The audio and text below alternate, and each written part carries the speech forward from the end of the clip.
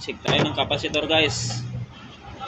Ito yung original na capacitor dito. So, check natin kung anong problema, bakit siya hindi umaandar.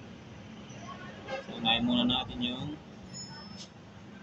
sa herm or sa compressor niya.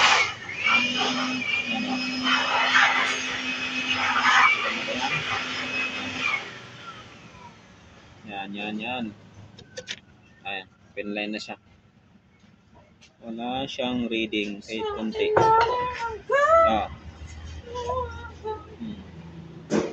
Lipat natin sa fan.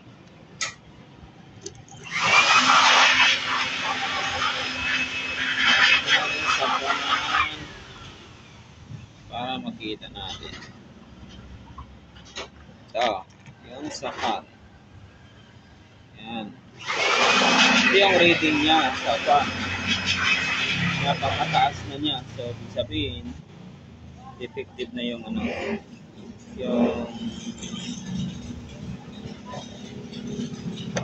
capacitor. So, ito yung bago. Kaso nga lang, medyo marumi na. Linis-linis mo na para hindi mahalata. Bago pa siya pero kaso nga lang marumi na.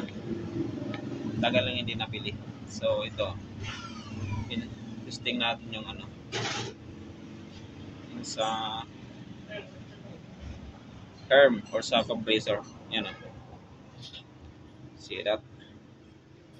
Ito yan mayroon siyang rating na 11.9 or 12 rounding off. Kasi 12 lang yung sa dito. 12 lang yung sa compressor niya, ang capacitor. Tsaka sa fan niya 1.5 lang. So, 1.53. Yan. So, good na siya, guys.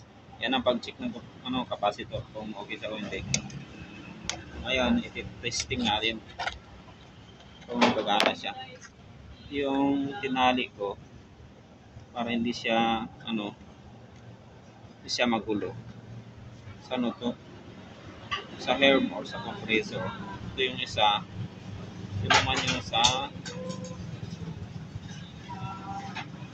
fan.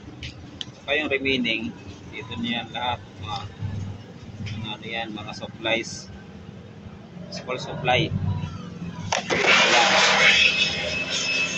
Ayun.